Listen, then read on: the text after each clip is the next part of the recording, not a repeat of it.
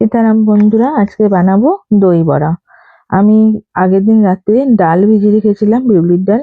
এবারে বিউলির ডালগুলোকে একটা মিক্সার গ্রাইন্ডারে পিষে নিচ্ছি। এবার আমি এই ডালটা পুরোটাই পিষে নেব, যতটা আছে ততটা ভালো করে আমি ফাইন করে পিষে নিচ্ছি।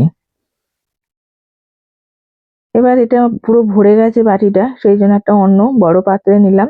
আর এর মধ্যে দিয়ে দিলাম জিরে, দিয়ে দিলাম আর মৌরি দিয়ে দিলাম খানিকটা। এবার এটাকে ভালো করে একটা ফিলিপসের হাত ব্লেন্ডার দিয়ে আমি ব্লেন্ড করে নেব।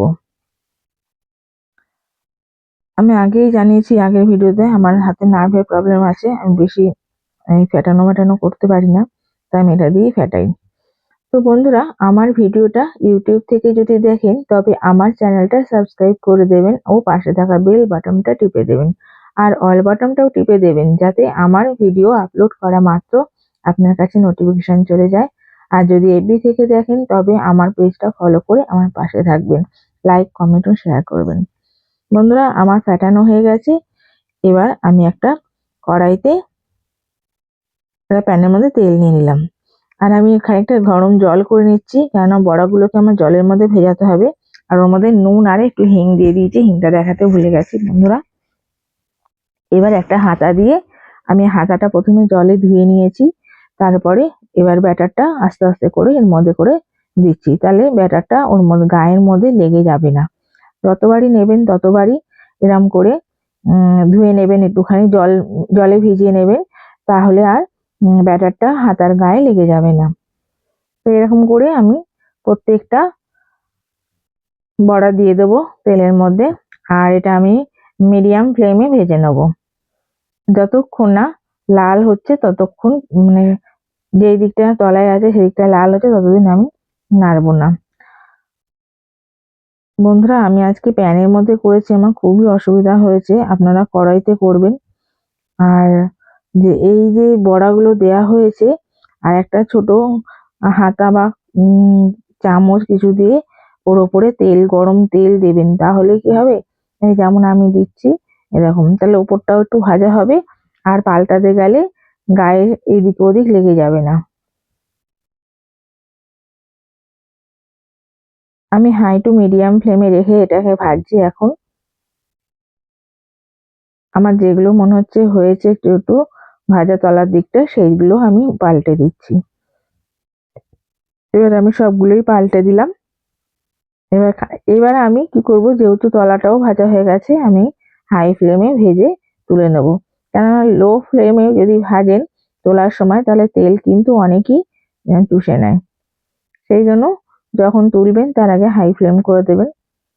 আমি এবার তুলে নিচ্ছি, আমার বড়াগুলো হয়ে গেছে ভাজা। আমি খুব বেশি একদম লাল কড়া করে ভাজিনি, কেননা এগুলো জলে দিয়ে নরম করতে হবে। বন্ধুরা, আমার বড়াগুলো এতটাই সফট হয়েছে, আপনাদের দেখাচ্ছি এরপরে। দেখুন আমার বড়াগুলো কতটা সুন্দর হয়েছে। অবশ্যই কিন্তু ফ্যাটানোটা আপনাদের কাছে, ফ্যাটাতে হবে ভালো করে, সেই যে যা খুশি দিয়ে ফ্যাটান না কেন। আপনি হ্যান্ড হুইক্স দিয়েও ফ্যাটাতে পারেন, হাত দিয়েও ফ্যাটাতে পারেন, কিন্তু ভালো করে ফ্যাটাতে হবে। আর একদম মানে একদিকেই ফাটাবেন, একবার এইদিক একবার ওদিক করে ফাটাবেন না, তাহলে কিন্তু এটা ভালো হবে না।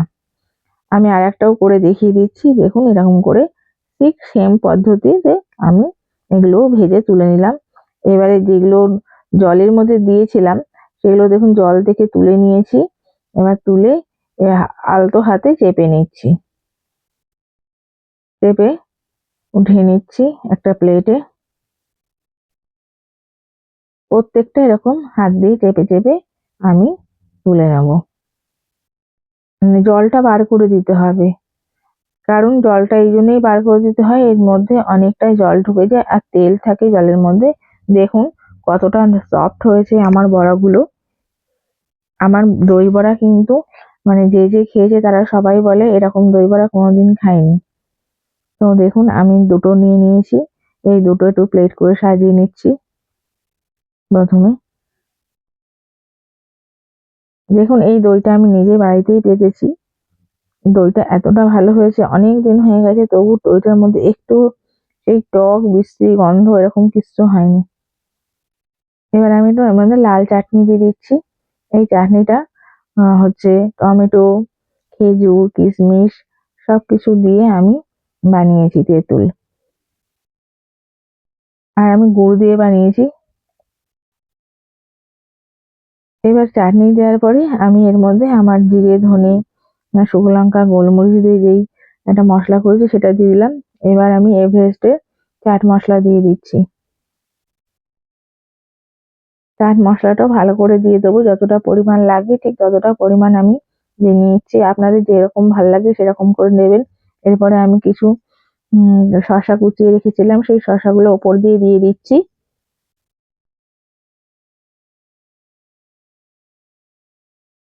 এবারে এর ওপরে আমি দিয়ে দিচ্ছি হচ্ছে ঝুরি ভাজা। আমার কাছে একদম মিহি ঝুরি ভাজাটা ছিল না, তাই আমি এই ঝুরি ভাজাটাই দিলাম।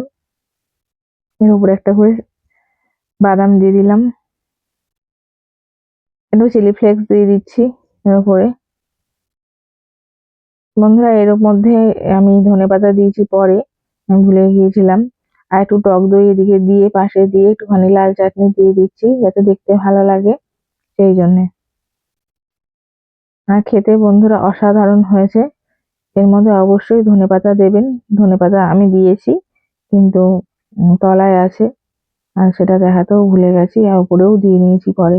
ধন্যবাদ।